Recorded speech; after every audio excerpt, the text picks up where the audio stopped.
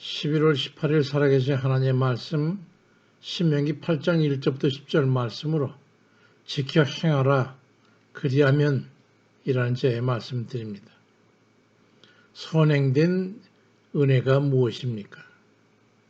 신명기 8장 1절에 내가 오늘 명하는 모든 명령을 너희는 지켜 행하라.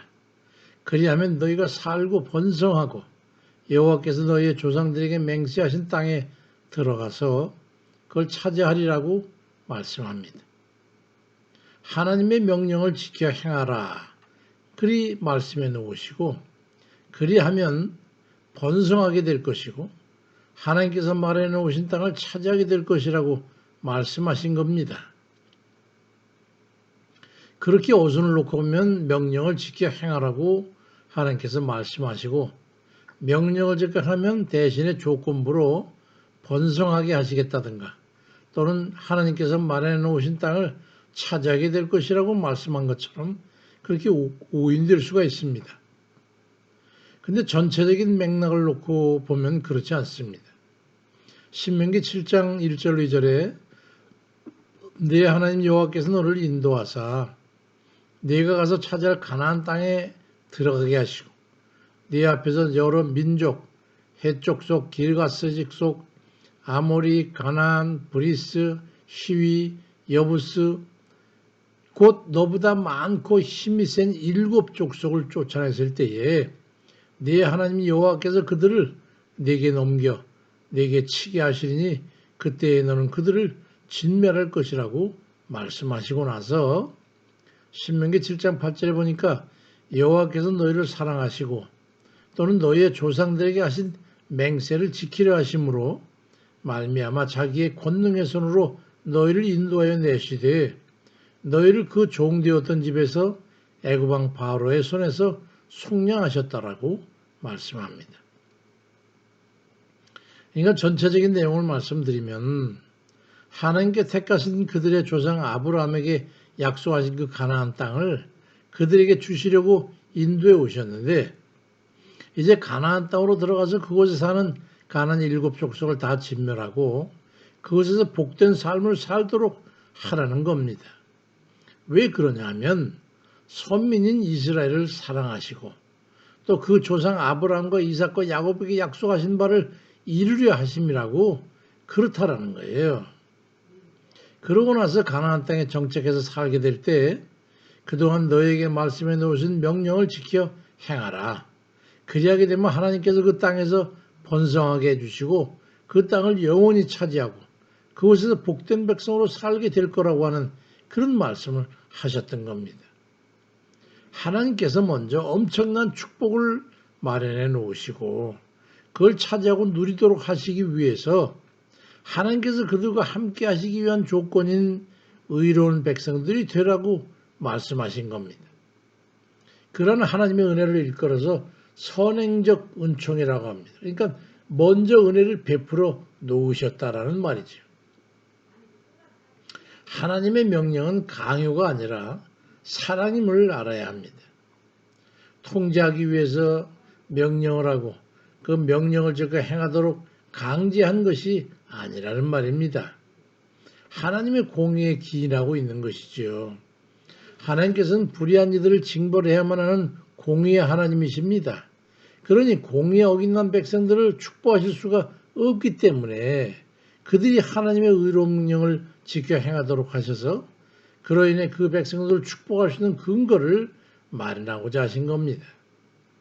하나님의 공의를 훼손시키지 않으면서 그토록 주고 싶어서 어찌할 줄 몰라 하시는 그 축복을 그 백성들에게 베푸고자 하시는 그런 겁니다. 하나님이 그 깊은 사랑의 고뇌를 이해할 수 있는 우리가 돼야 됩니다. 만약에 하나님께서 이율배반적이게도 죄악에 발을 담그고 있는 죄악된 이들을 공의에 부합되는 자격 여부를 불문하고 선택된 백성이라고 해가지고 축복하신다고 하면 악한 사단의 세계 별미를 주게 돼가지고 이 세상의 선과 악이 혼합된 것이 될 겁니다. 하나님의 완전성과 거룩성이 완전히 훼손되고 말게 되는 겁니다. 출애굽기 34장 6절 7절에 보면 여호와라 여호와라 자비롭고 은혜롭고 노하기를 더디하고 인자와 진실이 많은 하나님이라 인자를 천대까지 베풀며 악과 과실과 죄를 용서하리라. 그러나 벌을 면제하지는 아니하고 아버지의 악행을 자손 3, 4대까지 보응하리라고 말씀하시는 것만 봐도 하나님의 선한 의도를 아실 수 있을 겁니다. 악과 과실을 다 용서하시고 싶어 하시는 하나님, 그것도 인자하심으로 천대를 그렇게 하시고 싶어하는 그런 말씀입니다. 그렇지만 하나님의 공의는 훼손될 수 없는 것이기 때문에 벌을 받아야 할 자에게는 자손 3, 4대까지 보응하시겠다고 말씀하는 거예요. 벌은 흉내 정도에 불과한 거 아니겠어요? 인자를 천대까지 베풀면 인자는 천대까지 베풀고 징벌은 3대까지 하는 그 하나님의 선하심을 일컬어서 정의라고 하는 거예요. 도무지 비교할 수 없는 하나님의 인자하심과 사랑인 셈이죠. 하나님의 아들을 죽이시면서까지 구원거리만 있으면 그저 어떻게든지 구원해서 낙원에 넣어주고자 하시는 그런 정의와 같은 겁니다. 하나님의 진리인 정당성을 위해서 진실을 위한 두 가지 시험이 있어요. 바로 신명기 8장 2절 3절에 네 하나님 여호와께서 이 40년 동안에 네게 광야길을 걷게 하신 걸 기억해봐라. 그 이유는 이는 너를 낮추시며 너를 시험해서 네 마음이 어떠한지 그 명령을 지키는지 지키지 않는지 알려 하심이라. 또 너를 낮추시며 너를 줄이게 하시며 또 너도 알지 못하며 네 조상들도 알지 못하던 만나를 네게 먹이신 것은 사람이 떡으로만 사는 게 아니고 여호와 하나님의 입에서 나오는 모든 말씀으로 사는 줄을 네게 알게 하려 하심이라고 하시는 그 말씀입니다. 두 가지 시험을 하시는 거예요. 우리 신앙생활 가운데 주어지는 시련은 하나님의 말씀을 지켜 행하는지 아닌지와 또 하나님의 뜻을 진심으로 동의해서 그 말씀대로 살려고 선의 노력을 기울이는가 그걸 알고자 하시는 하나님의 목적이 있으신 거예요.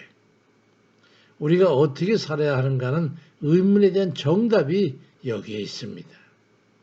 하나님의 진리를 깨달아서 하나님께서 복주셔서 살게 하고자 하시는 그 뜻에 맞추기 위해서 하나님의 명령을 지켜 행하며 살아야 하는 것과 또 어떻게 하면 하나님의 말씀대로 살까 해서 그 말씀을 준행하기 위한 그 말씀에 집중하도록 하는 겁니다. 우리가 신앙생활하면서 겪게 되는 시련을 곰곰이 생각해 보시기 바랍니다. 하나님의 진리를 깨달아야 되는 거예요. 바로 이 말씀입니다. 뭐냐면 마태복음 6장 33절에 그런 정도에는 먼저 그의 나라와 그의 의를 구하라. 그리하면 이 모든 것을 너희에게 더하시리라고 말씀합니다. 하나님의 진리를 깨달아서 감사하지 않을 수가 있습니까? 너는 먼저 그 의의 나라를 구해라. 그래야만이 내 공의를 이룰 수 있다. 내가 너를 위해 준비한 것을 다 내가 너희들에게 마음껏 줄 수 있다 이 말이에요. 성경의 이름과 같이 하나님은 사랑이심이라고 하는 그 말씀의 의미를 깨닫게 되지 않습니까? 신앙은 왜 하나님이 사랑이신지 알고 그 사랑 앞에 사랑하는 걸 신앙이라고 하는 겁니다. 지금 광야길을 걷고 있는 그런 이들이 있습니까? 어려움 중에 처해서 허덕이고 있는 그런 이들이 있으세요? 그렇다면 진심으로 하나님 앞에 감사하면서 하나님이 이제 곧 복을 주시기 위한 마지막 시험 단계에 있구나, 시험이구나, 그 하나님의 사랑에 부합되는 그런 길을 걸어가서 하나님이 예비하신 은혜의 바다에 이르시기를 주의 이름으로 축원드립니다. 아멘입니다.